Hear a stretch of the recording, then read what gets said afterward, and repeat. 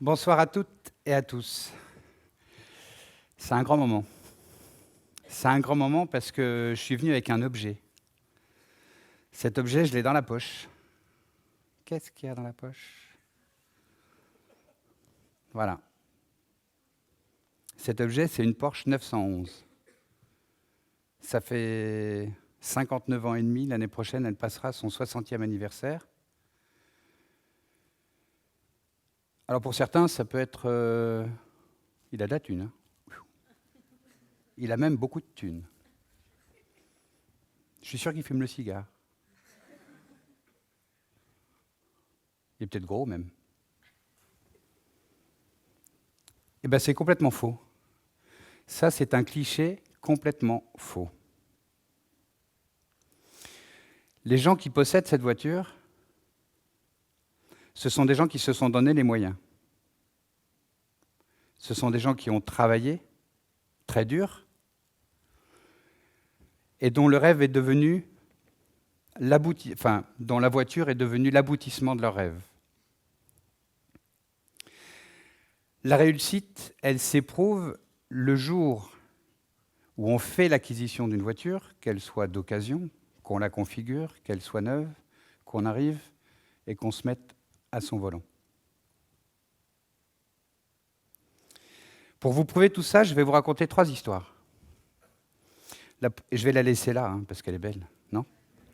Je la laisse là, comme ça. La première histoire, c'est celle d'un petit gamin. Ce petit gamin, c'est un petit gamin, qui joue dans sa chambre. Il a des petites voitures, elles sont un petit peu, de temps en temps, un petit peu cabossées. Forcément, il joue avec. Il provoque même de temps en temps des accidents, c'est sympa. Et il s'imagine au volant d'une des voitures, il fait le bruit des moteurs, etc., etc. Il adore la voiture. En fait, ce gamin, il adore la voiture. Il adore, parce qu'il adore. Parce qu'il adore. Un jour, il perd une dent. Et là où habituellement on a une pièce de 5 francs sous l'oreiller, la petite souris lui ramène une 911 à l'échelle 1/43e. C'est ça l'échelle 1/43e. Et le petit gamin, il soulève l'oreiller. Il est fou. Il est heureux. Il est propriétaire de sa première 911. Mais c'est pas fini. Parce qu'un peu plus grand, à Noël, le Père Noël lui offre un circuit 24. Je parle aux garçons, mais aussi aux filles. Hasard ou destin, dans la boîte du circuit 24, il y a 2 Porsche 911. Un truc de dingue quand même. La petite souris, circuit 24. Et là, il se dit, mais il faut absolument que je travaille dans l'automobile. Quand la petite souris lui a apporté la petite voiture, il l'a prise, il l'a posée sur son bureau, qui fait qu'il la voyait tous les jours. Les voitures du circuit 24, forcément, de temps en temps, il les nettoyait, il faisait très attention, il était admiratif. Et puis il grandit, et pour commencer dans l'automobile, c'est un milieu qui est très fermé. Il commence comme stagiaire. Pas tout près de chez lui, il n'a pas de voiture, puisqu'il est stagiaire et qu'il commence. Et donc il fait l'équivalent d'une 30aine de kilomètres à vélo, matin et soir, puisqu'il ne dort pas dans le garage, heureusement. Il n'est pas commissionné sur les voitures, il apprend son métier, pas très facile. Le début n'est pas très facile, mais ça le motive à travailler encore plus fort et encore plus fort. Et comme il veut grandir, le stage est fini, il arrive chez BMW à 21 ans, et quand il arrive chez BMW, il est face à son patron, et son patron me dit « Je vous remercie, monsieur, je ne veux pas de votre candidature. » Ah, bon, ok, bon, d'accord, ok, bon. Je pensais que c'était un manque d'expérience.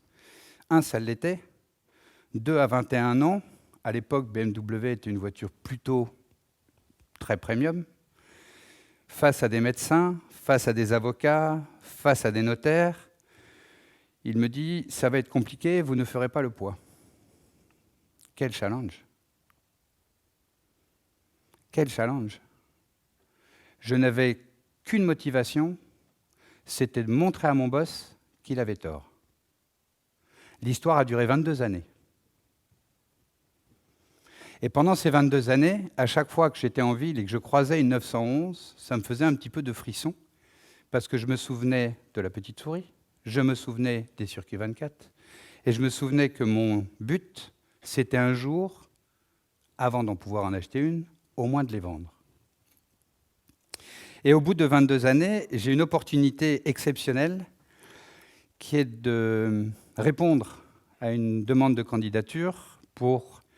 Ah pardon, c'est le petit gamin, c'est pas moi. Ce sera moi après quand je vous dirai que c'était moi. Il répond à une candidature, il passe ce qu'on appelle un assessment. Un assessment, il y a un auditeur qui est là, qui met quasiment le candidat un peu tout nu sur plein de sujets, sur plein de choses, pour savoir s'il peut devenir ambassadeur de la marque. Alors évidemment, pour être ambassadeur de la marque, il faut la connaître. Et autant dans certaines marques de voitures, on connaît la version actuelle, celle qui sort, ou celle d'avant.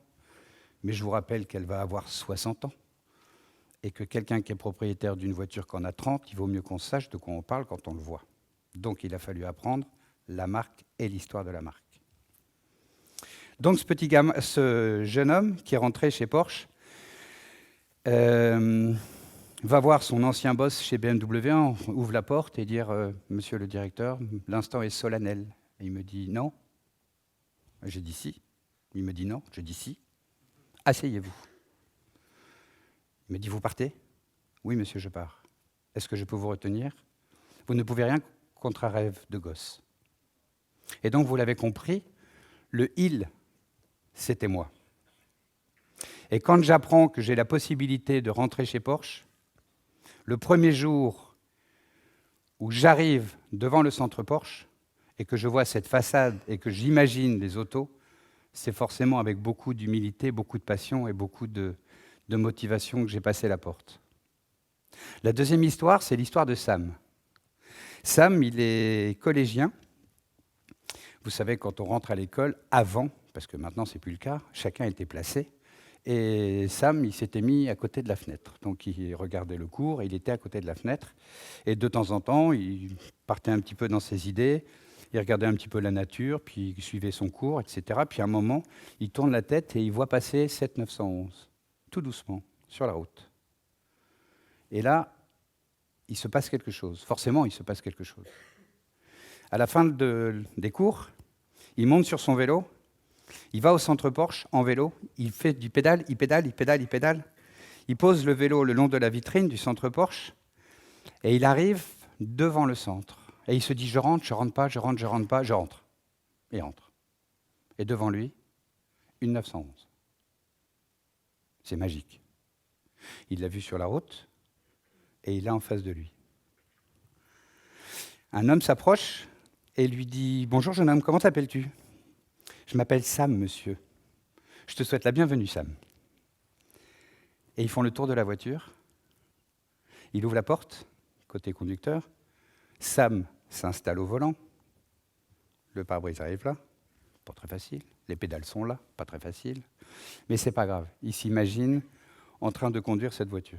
Et on sent qu'il y a énormément d'émotions, autant pour Sam que pour l'homme qui l'a reçu. Au moment de partir, l'homme donne sa carte de visite à Sam. Sam le met dans sa poche.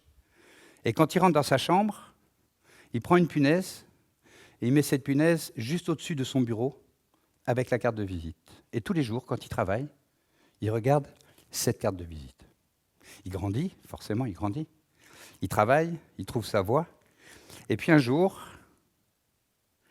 il se gare devant le centre Porsche. La porte s'ouvre, il rentre, il voit l'hôtesse d'accueil qui est là, il la salue. « Bonjour madame, bonjour monsieur, je vous souhaite la bienvenue chez Porsche. » Il monte la carte de visite et il dit « Bonjour, je suis Sam. » Et enfin, la troisième histoire, c'est l'histoire qu'un de nos clients a vécue. Un client vient nous voir à 59 ans et demi et veut se faire plaisir pour son 60e anniversaire. Il a travaillé durement, il a tout fait pour que son rêve devienne réalité, et son rêve peut devenir réalité.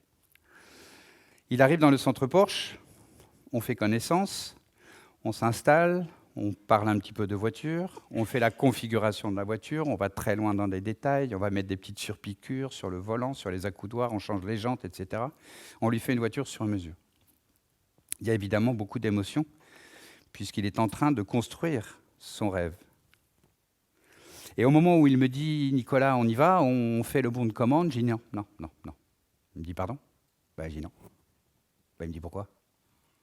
J'ai dit parce que. Est-ce que vous êtes disponible entre le 5 et le 15 octobre? On était au mois de septembre. Là, il me dit, je peux me rendre disponible? Oui, je peux me rendre disponible. On est présent au Mondial de l'automobile. Porsche a un stand qui est exceptionnel, où tout le monde peut venir d'ailleurs, si un jour vous allez, à condition que Porsche retourne au Mondial. On reçoit le client, je suis sur le stand, je l'attends. On monte l'escalier dans un petit endroit, climatisé, etc. Petit four, truc sympa. En bas, c'est la foule, tout le monde ne peut pas voir les voitures, c'est compliqué. Là, il est reçu, merveilleux. Il est très heureux. Et je lui dis, maintenant, on va faire le bon de commande. Alors qu'on aurait pu le faire quelques jours auparavant. Au moment de la signature du bon de commande, il y a un petit bouton sous le bureau où on prévient qu'une affaire a été traitée. Et à ce moment-là, le numéro 2 de Porsche France ouvre la porte, arrive avec un plateau, 2 coupes de champagne, en lui disant « Bonjour, monsieur Bip, nous vous souhaitons la bienvenue chez Porsche. » Et je l'explique au client, je vous présente Cyril Van Belleghem, numéro 2 Porsche France, qui vient vous souhaiter la bienvenue. Forcément,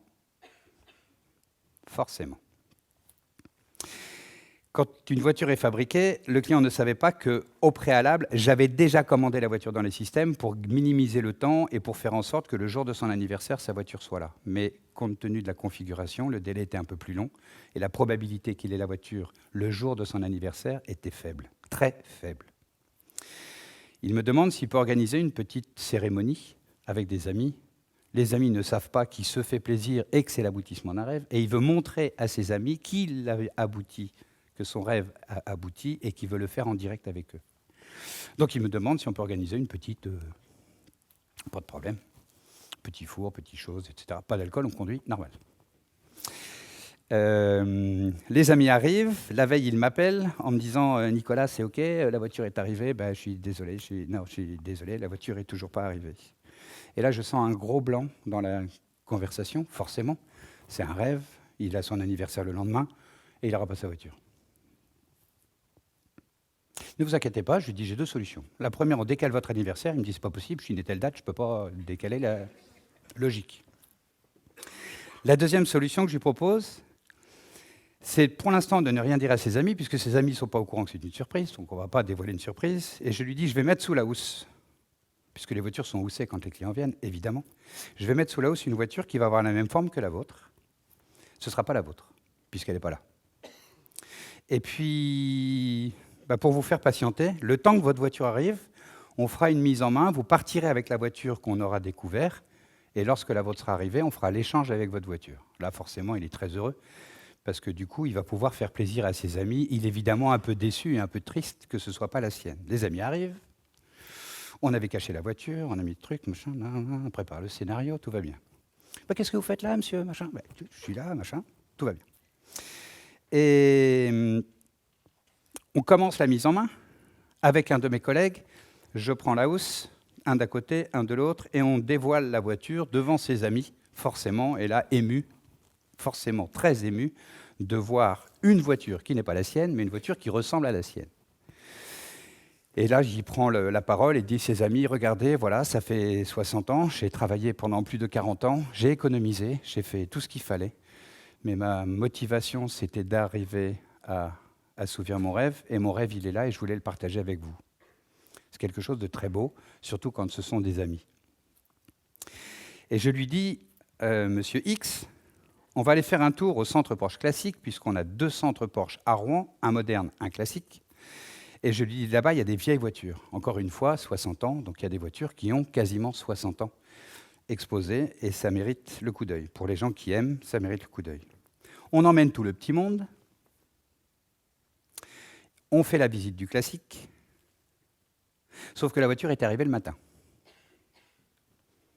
Et pour préparer une voiture avant la mise en main, il faut entre 24 et 48 heures pour que la voiture soit préparée, autant d'un point de vue technique qu'esthétique. Et là, sachant que la voiture est arrivée le matin, mon premier réflexe a été d'aller voir mes collègues, en disant à mes collègues, les gars, challenge. entre 16h et 17h, on fait la mise en main d'une voiture. Vous êtes au courant que ce n'est pas celle du client? Oui, on est au courant, sauf qu'elle vient d'arriver. Donc, challenge, pour 16h, 17h, faites le maximum pour que la voiture soit sous la housse, calée au même endroit, au carreau près. On termine la visite du centre classique. On arrive dans le showroom, les gens très contents, etc. Super, c'est magnifique, c'est un coffre à jouer, génial. Et je lui dis, écoutez, maintenant on va faire la mise en main de la voiture. Mais c'est vous qui allez la déhousser. Elle me dit, c'est pas la peine, on l'a déjà fait. Je dis, pour partir, c'est plus facile de retirer la housse. Puis autant que ce soit vous qui la retiriez, ça va être plus sympathique quand même. Et là, il se met à l'avant de la voiture. Ses amis sont derrière, forcément. Il se met à l'avant de la voiture. Il prend la housse, il commence à retirer comme ça, et il aperçoit le pare-choc. Et il met un genou à terre comme ça, et il se met à pleurer. La voiture qu'on avait mise, elle était noire, et celle qu'il avait commandée, elle était blanche. Et sous la housse, il y avait une voiture qui était blanche, et c'était sa voiture. Donc forcément, c'est un moment extraordinaire pour lui. Je suis allé chercher des collègues, je lui dis que c'était un travail, parce que la réussite, elle n'est pas forcément personnelle, elle est aussi collective. On est allé chercher les collègues, on a montré qu'il y avait 6 collègues qui avaient travaillé sur la voiture pour qu'elle soit là aujourd'hui, et on a fait de ce moment un moment extraordinaire pour le client. Ça fait 34 ans que je travaille dans l'automobile. Des histoires, je peux vous en raconter beaucoup. Je trouvais que ces 3 histoires étaient importantes. La première, parce qu'elles ont toutes été vécues, et c'est donc la vérité. La deuxième, c'est parce qu'elle vous montre que visualiser sa réussite, c'est comme un certain nombre d'entre nous tout à l'heure l'avons dit, c'est réaliser un rêve et se donner un but et qu'on aille et que ce soit l'aboutissement d'un rêve personnel. Alors, autant que vous êtes ce soir, même si vous n'en avez pas les moyens, mais si vous en avez l'envie, moi je vous ouvre les portes du centre Porsche moderne, je vous ouvre les portes du centre Porsche classique. Tant qu'il y a de la lumière, vous êtes les bienvenus.